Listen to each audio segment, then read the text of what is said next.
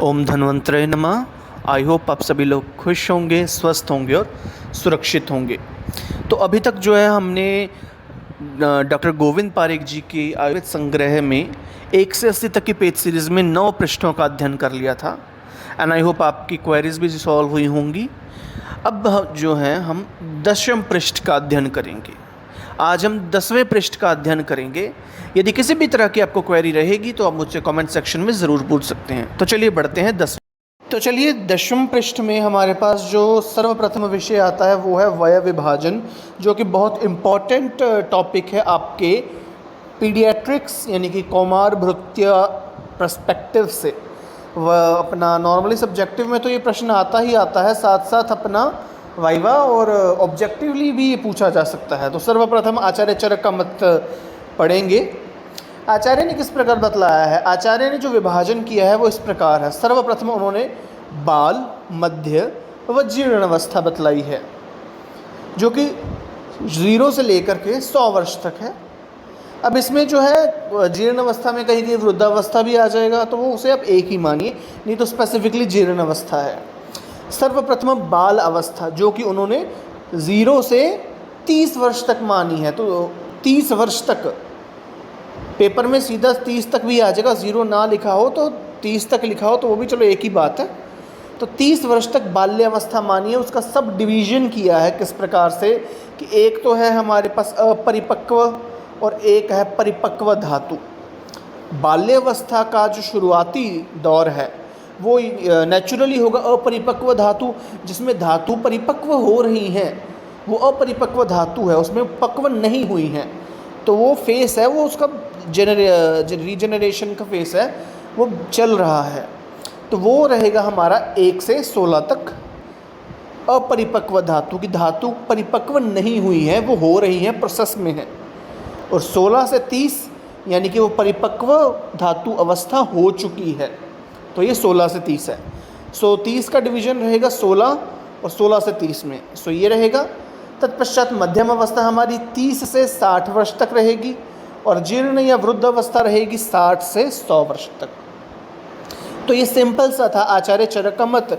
यदि प्रश्न आ जाए कि अपरिपक्व और परिपक्व धातु का विभाजन जो बाल्यावस्था में किस आचार्य ने किया, तो आचार्य चरक का नाम आएगा। ठीक है, ये आचार्य चरक का है। तत्पश्चात आता है आचार्य सुश्रुत का।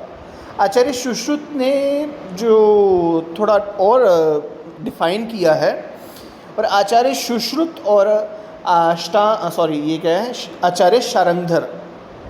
ठीक है, आचार्य सुश्रुत और आचार्य शारंगधर दोनों का एक ही मत है, जिसमें सर्वप्रथम हमारे पास आएगी हमारी बाल्यावस्था।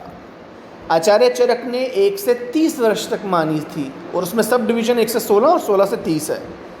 आचार्य सुश्रुत आचार्य चरकोक्त एक ही पार्ट को लेते हैं, यानी कि वो 1 से 16 तक की वर्ष को बाल्यावस्था के अंतर्गत काउंट करते हैं। तो 16 तक आएगी आचार्य सुश्रुत मत अनुसार, और 30 वर्ष तक बाल्यावस्था किस आचार्य ने मानी, वो आचार्य चरक के मत अनुसार रहेगी। तो ये ध्यान में रखेंगे बात, क्योंकि ये पॉइंट इंपॉर्टेंट है। ये छोटे छोटे पॉइंट हैं जो आपके प्रश्न के रूप में आते हैं। तो हमारे पास है बाल्यावस्था में, जैसे कि हमने पढ़ा भी होगा, क्षीरप, जिसमें केवल क्षीरपान रहता है, जो कि 1 वर्ष तक है। क्षीर अन्नाद, जिसमें क्षीर भी है, थोड़ा थोड़ा अन्न देना शुरू करते हैं, सेमी सॉलिड देते हैं हम बच्चे को, तो वो 1 से 2 वर्ष तक रहेगा। और अन्नाद है 2 से 16 वर्ष तक, पूरी की पूरी जो बची बाल्यावस्था है।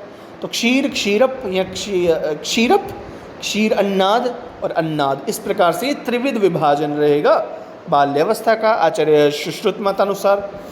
फिर मध्यम अवस्था जो कि है 16 से 17 वर्ष तक। ठीक है, ये एक और डिफरेंस आ गया। आचार्य चरक ने 60 तक माना है और आचार्य सुश्रुत ने माना है 70 वर्ष तक। तो ये हम याद रखेंगे कि उन्होंने 70 वर्ष तक मानी है अपनी मध्यम अवस्था।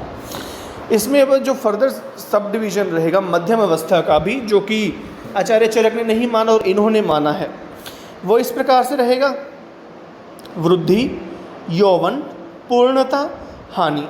ठीक है, इसमें इस प्रकार रहेगा कि 16 से 20 वर्ष तक जो है वो वृद्धि होती रहती है। फिर यौवन जो है वो उन्होंने 20 से 30 वर्ष तक माना है। पूर्णता 40 वर्ष तक परिपूर्णता आ जाती है।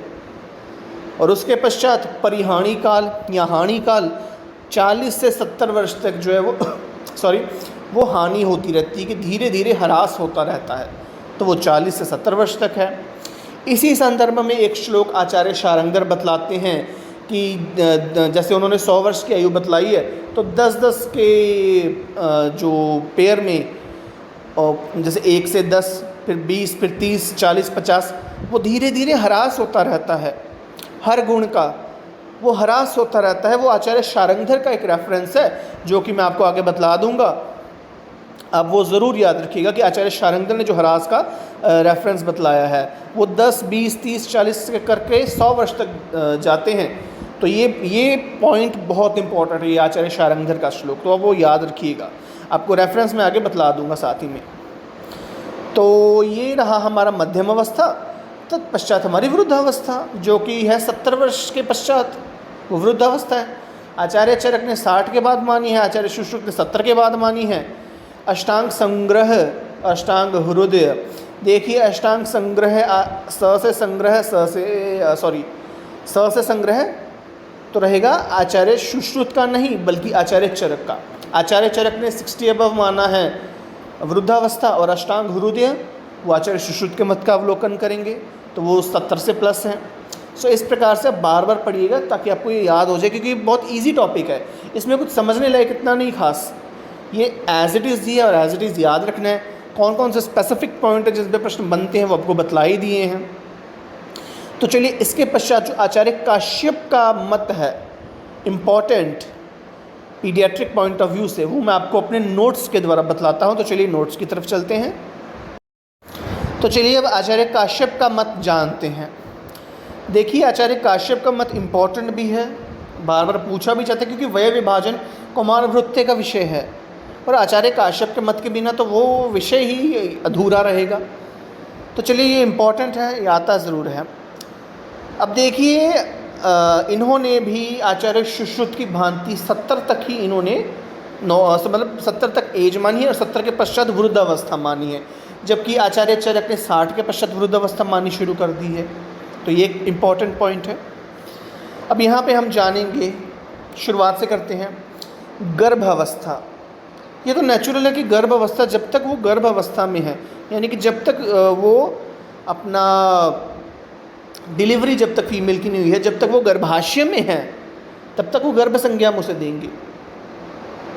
आफ्टर बर्थ उसकी संज्ञाएं बदलती रहेंगी, वो बालक कुमार से आगे बनता जाएगा, पर जब तक वो गर्भाशय में है तो वो गर्भ ही है। सो यहाँ 1 से कम का तात्पर्य हम लेंगे कि जब तक वो गर्भाशय में है। 1 वर्ष तक वो बाल है, 1 वर्ष से लेकर के 16 तक कुमार है। ये प्रश्न दी मोस्ट इम्पॉर्टेंट है, one of the most important है, कहीं भी पूछ लिया जाता है, कहीं भी। कुमार की संज्ञा क्या है? तो शॉर्ट में हम बतलाएंगे, 1 से 16 वर्ष तक कुमार कहा जाता है। एमसीक्यू में डिफरेंट एज ग्रुप्स आ जाएंगे, पर 1 से 16 तक हम कुमार मानेंगे। यौवन हम मानते हैं 16 से 34 तक की, वो युवा अवस्था है, वो यौवन है। मध्य अवस्था हम मानते हैं 35 से 70 तक, और वृद्धावस्था हम मानते हैं 70 से मृत्यु तक। तो एक छोटा सा विभाजन है जो कि आचार्य काश्यप ने दिया है, और आचार्य का शारंगधर आल्सो फॉलोज आचार्य सुश्रुत वर्गीकरण, ये तो है ही है। और साथ में आचार्य शारंगधर ने जो ह्रास का क्रम बतलाया है, वो भी मैं आपको साथ में बतला दूंगा। तो चलिए अब हम आगे बढ़। आचार्य काश्यप का मत जानने के पश्चात अब हम जानेंगे सार के बारे में। देखिए सार, आचार्य चरक ने अष्टसार पुरुष माना है, आचार्य काश्यप ने नवसार पुरुष माना है, और नवा सार है ओज सार। तो ओज सार आचार्य काश्यप अतिरिक्त मानते हैं। सो ये प्रश्न रहता है कि आचार्य काश्यप ने कितने सार माने हैं और कौन सा अधिक माना है, इस पे प्रश्न रहेगा। फिर योगियों की शक्तियाँ, आचार्य चरक ने अष्ट शक्तियाँ मानी हैं, जबकि योग शास्त्र ने 23 मानी है, और उन 23 में भी हमारे पास क्षुद्र 5 हैं, गुण प्रधान 10 हैं, ब्रह्मा प्रधान 8 हैं। इसी प्रकार से हम याद रख लेंगे। वैसे इस प्रकार के प्रश्न कम आते हैं, पर स्टिल आप याद रखिएगा। फिर आते हैं स्वप्न के भेद। स्वप्न में आचार्य चरक ने सप्त स्वप्न, स से सप्त और स से स्वप्न, आचार्य चरक ने 7 प्रकार के स्वप्न माने हैं। दृष्ट, श्रुत, कल्पित, प्रार्थित, अनुभूत, भाविक, दोषज, ये 7 प्रकार के स्वप्न हैं जो कि अपने अरिष्ट स्थान में चरक संहिता के पढ़े होंगे, क्योंकि ये बहुत इंपॉर्टेंट है। आप इन्हें याद रखिएगा। 7 प्रकार के किसने माने हैं और कौन कौन से 7 इसके अंतर्गत हैं। वो दृष्ट जो हमने देखा हो, श्रुत जो हमने सुना हो, कल्पित जिसकी हमने कल्पना की हो अपने मन में, प्रार्थित जिसकी हम प्रार्थना भगवान के समक्ष करते हों, अनुभूत जिसकी अनुभूति हमें हुई हो, भाविक हमारी भावना से संबंधित, दोषज दोष अनुसार जो होता है। आचार्य काश्यप ने 10 माने हैं स्वप्न के भेद, 3 अधिक माने हैं। आचार्य वाग्भट ने 7 माने हैं। तो इस प्रकार स्वप्न के भेद हो गए। तदोपरांत भूतोन्माद, उन्माद के में जो है वो भूतोन्माद बहुत इंपॉर्टेंट चीज़ है। भूतोन्माद आचार्य चरक ने 8 माने हैं, आचार्य सुश्रुत ने 8 माने हैं। ठीक है। आचार्य सुश्रुत ने आचार्य चरकोक्त शापोन्माद व ब्रह्म राक्षस उन्माद के स्थान पर देव शत्रु उन्माद एवं नागग्रह उन्माद, ये पॉइंट याद रखिएगा ज़रूर कि आचार्य चरक ने शाप उन्माद व ब्रह्म राक्षस उन्माद जो बतलाए हैं, आचार्य सुश्रुत उनके स्थान में देव शत्रु उन्माद और नागग्रह उन्माद बतलाते हैं। तदुपरांत आचार्य वाग्भट का मत कि आचार्य चरक व आचार्य सुश्रुत का अनुसरण करते हुए 5 अधिक बतलाए हैं। ठीक है, 8 तो हैं ही हैं, तो आचार्य वाग्भट ने 8 + 5 13 कर दिए हैं। तो ये संख्या याद रखिएगा कि वो 13 है। कौन कौन से हैं? कुष्मांड, निषाद, वैताल, प्रेत व औकिरण। इस प्रकार से अगला दी मोस्ट इम्पॉर्टेंट प्रश्न जो डेफिनेटली आता ही आता है, ऑब्जेक्टिव्स में, वाइवाज में पूछा ही जाता है, ये आप कहते हैं पल्ले बांध लीजिए। मदन फल के कितने योग हैं? आता है प्रश्न 33, 31, 131 या 133। तो जहाँ पे किसी आचार्य का नाम नहीं है वहाँ आचार्य चरक को ही हमने मानना है। तो आचार्य चरकोक्त 133 योग हैं और आचार्य सुश्रुतोक्त 31 योग हैं। संख्या याद करने वाली चीज़ है।